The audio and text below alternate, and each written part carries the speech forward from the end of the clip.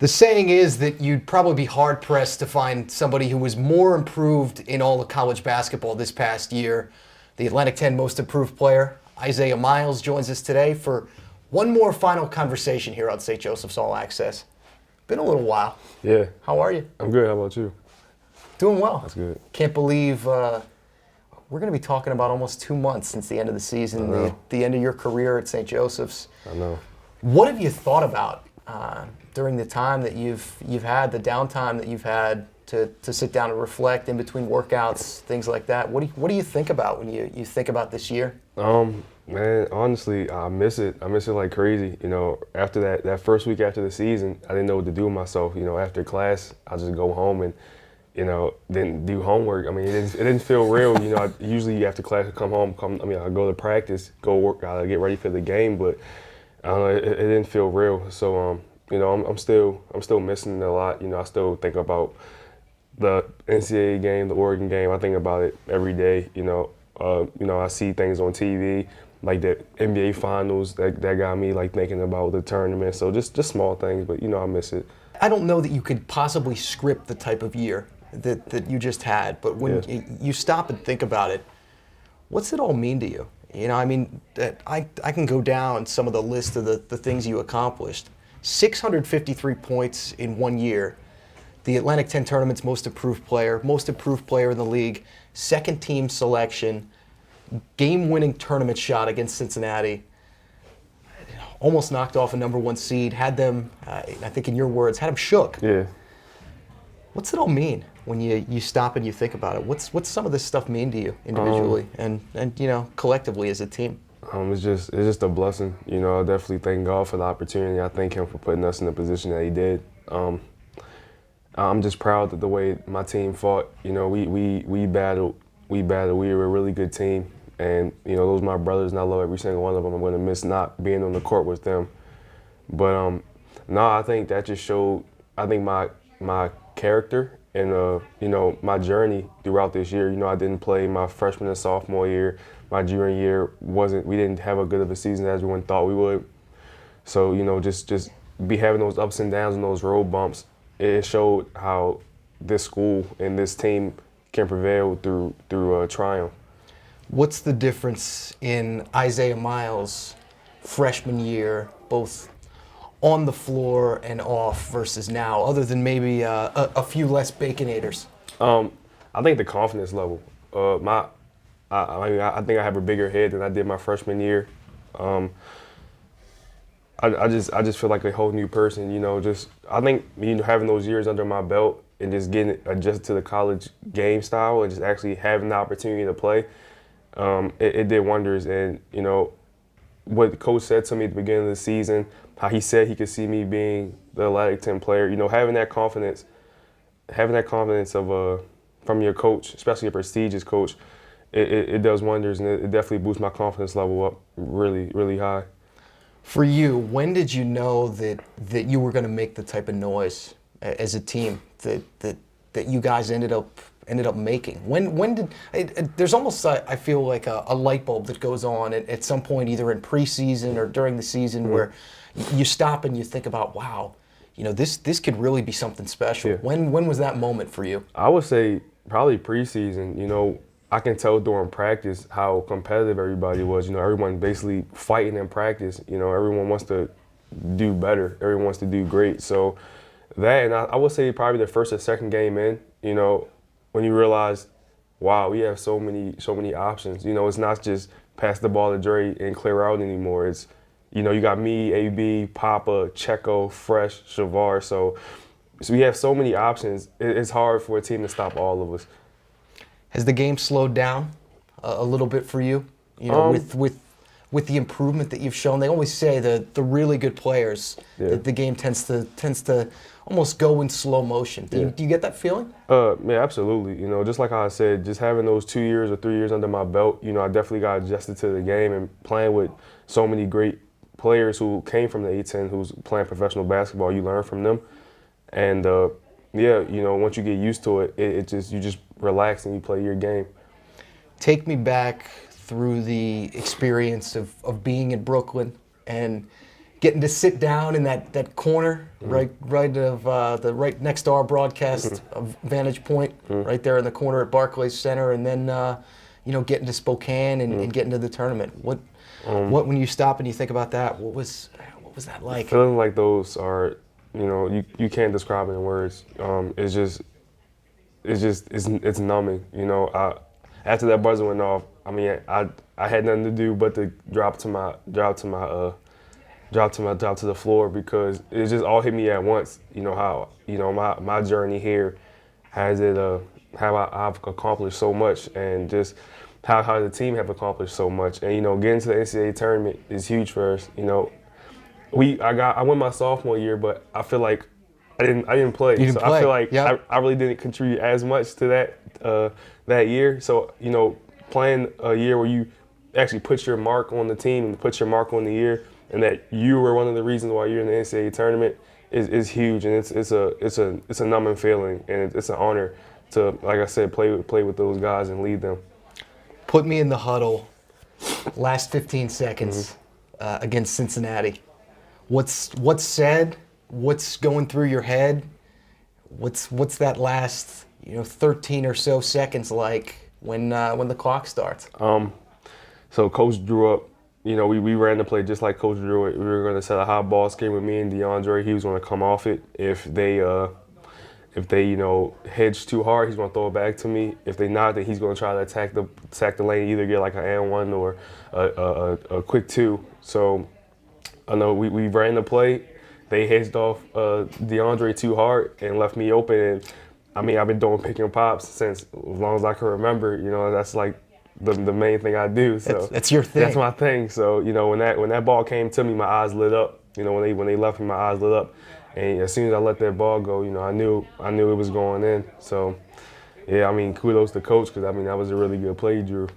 Then what about at the end with that dunk? The dunk that wasn't. No, I knew he didn't get it off.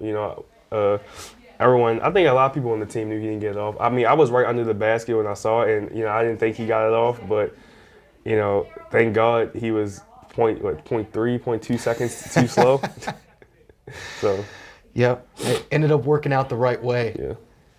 When you looked over in the Oregon huddle, I can remember the shot again. The right corner seems to be a good place for you, whether it was in Brooklyn sitting down at the end of that title game win or the shot that ended up tying the Oregon game. But I can remember that little sequence where the ball movement was just incredible to be able to get you open to knock down that shot. Yeah. But then they call a timeout, and what was that like in terms of I don't know if you looked over toward their huddle, but I know Joe Lunardi and I did across, and there was a look like, oh my goodness, these guys are coming. Yeah.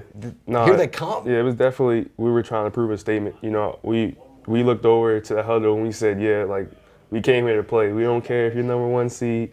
We're going to make this a game. We're not going to make this easy for you guys. And I think we achieved that. We definitely made them work for that win.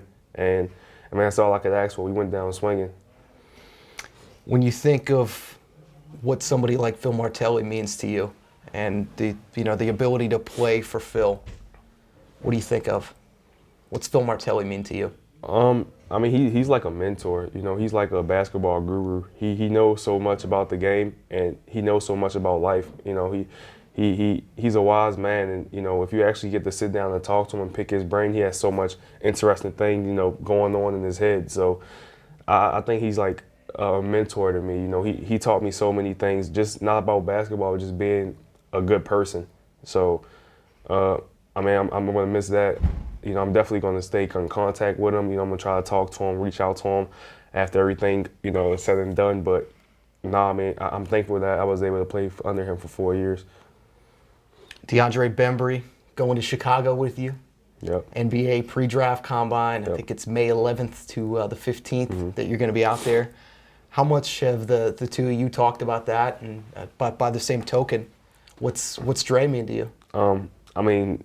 Again, I just want to thank God for the opportunity, the blessing that he's given me and just giving me the opportunity to play in this draft, this draft combine. Once I got the email, as soon as the first thing I did was Snapchat and then send it to Dre, and I said, I see you in Chicago, bro. So I mean, his response is, "I told you this was going to happen." So he has been telling me this since the beginning of the year. So no, that just shows our friendship off the court. You know, he's one of my really good friends, and just yeah, I mean, him as a player, he's a competitor. You know, he has so much fire, and he wants to win so bad. His fire rubs off on the rest of the team. You know, and just like just like how you would do your brother at home, you wouldn't want to let your brother down. So when he comes in the huddle, when he yells, "Come on, guys, like, we got this. Like, we're not gonna lose this game." You don't want to let him down. You want to match his intensity. You want to match his fire. And I mean, any team would love to have him. Where do you want to end up? Do you care? Does it matter? No, I honestly don't have a preference. You know, I'll just be happy if anyone, you know, pick me up. But I don't know where the Wizards are picking. I probably should have done my homework a little bit better here, but the Wizards probably wouldn't be so bad, right? yeah, absolutely. You know, in DC, you know, not too far from home. So Who'd you grow up watching? Who did you like as a kid, or who were the 2 or 3 guys that you when you sat around? I don't know if you had the mini Nerf hoop like the rest of us on the back of the closet door. You know, who did you try and emulate? I mean, believe it or not, nowhere like my game was Shaquille O'Neal. You know, I loved watching him. I mean, he was so dominant, and you couldn't stop him on the court. I mean, he was just a force to be reckoned with, and His voice is a little bit deeper too. yeah. But now as I started, you know, coming into myself and, you know, realizing my game, then I started looking at guys like Carmelo Anthony. You know, he's a hometown guy. You know, I grew up watching him. He's been around. He come to Baltimore a lot. So You ever get to run with him? nah, I wish. Hopefully, you know, if I get picked up, you know, that dream could come true for me. But nah, you know, I try to simulate my game as close to his as possible because I mean, he's just a pure jump shooter, and you know, I gotta respect his game. Langston Galloway already in the league. I'm sure there have been conversations in terms of what to expect if you do end up getting there, if you end up getting picked or someone signs you as a free agent. What has Lang told you? Lang told me it's all about conditioning. You know, it's all about getting your body right, and it's all about working nonstop. Because, again, next year it's gonna be another draft. Next year it's gonna be another draft. So basically, it's always gonna be someone behind you trying to take your spot. So you know, you never want to ease up. You always want to work your hardest every chance you get, and just staying in shape and keeping your body right. You know, just staying focused. You know, again, this is your job now. This is your profession. This is what you're going to be doing for a living. So you got to treat it as such. So just going into this with character, because again, you're representing your family. So I mean, Langston still communicates with me. He still reaches out to me about what did I do today? Did I work on this? Did I work on that? Or how was my workouts for? I went to Boston. You know, as checking up on me about that. So you know, he's been definitely with me along the way. Graduation coming up. I hear you're going to play in Chicago and then fly right back to get there. Yeah. Mom and Dad are probably excited Absolutely. about that, right? I mean, I'm doing it for them. You know, they raised me and my sister well, and I mean, my mom's dream is to see both her children walk across the stage. So my sister already done it. So I want to finish it for her. So you know, I'm doing that for them. What was your reaction when you saw her out in Spokane? I looked today. Baltimore, it's not easy to get to Spokane from anywhere, folks. But Baltimore is, from what I looked, almost 2,500 miles. And no one knew your mom was coming. I know I didn't know. Joe didn't know. I think Marie Wozniak ended up telling me a little bit maybe before the game that your mom was going to come. But what was that like when you first saw her up in the stands? And when did you first notice that she was there? I saw her, well, the night before she called me and she said, you know, do you have any extra tickets left? I'm thinking, I have no idea why she's asking me this. So I'm like, yeah, you know, I got tickets. I'm probably giving my team. And she said, no, leave one for my friend. She lives in Spokane. She's going to come see you. I said, all right, so I'll leave one for her. So we're getting ready. We're watching Oregon play, I think, Holy Cross. So we're getting ready for that to play in Cincinnati. And I hear, Isaiah. His voice sounds familiar. I turn around. It's my mom all happy waving at me. So, you know, I of course, I'll race to go hug her because, you know, I've been you know, she hasn't missed one game this whole season. So, you know, just having her on that sideline and being able to look to her when things aren't going my way on the court and just having that type of stress relief is huge. And, you know, I'm a mama's boy, so I'm a Self-admitted too. That's good. I'm a mama's boy, so you know, seeing your mom all the way in Spokane and just showing how much she supports you, it almost brought a tear to my eye. But I couldn't get too emotional because you had to get ready for a game coming up. Did the friend actually exist? No. The friend in Spokane? I think the friend was her. I didn't think so, but I had to ask. You're now basically the blueprint for anybody in this program that wants to make a one-year turnaround in terms of their career. I mean, I can remember the Instagram post that you ended up putting up that listed kind of everything, both that you guys accomplished as a team and all the individual stuff. And then at the end of it, it was all in 1 year. What's that mean to you? That you're kind of you're almost the poster child for if you want to turn things around and really make an impact, here's what you can do. Here's the blueprint. Here's what Isaiah did. Yeah. No, it's huge, and I think that's how my whole season, well, not season, but basically season was based off of is working hard, and I definitely want to hope reach out to the younger guys under me that it's not going to be easy. It's going to be, you're going to have your road bumps, but it all depends on how you're going to react when you get knocked down. Are you going to get back up or are you going to lay down? So, I got back up, so I hope they see my transition and they see how much of a hard worker I was, and that if you want to get what you want in life, you got to work hard for it. Nothing's going to get handed to you. And I feel like that was this year. Nothing was handed to me. Nothing was handed to us. We came into the season, I think, seventh. Seventh in the A-10. 7, 8, 10, and we proved a lot of people wrong. Again, respect is earned. It's not given, and I think we all did that. So success is earned. It's not given. So we worked hard. We worked our butts off, and we earned Philadelphia's and the nation's respect. Last words to the Hawk faithful, the Hawk community, coaching staff, fan base, family members, anybody you want to say anything to? Just thank you. Thank you for the support. Thank you for always being there when times were rough and times were good. Thank you for the great 4 years of being here. I'm gonna miss the fan base, absolutely.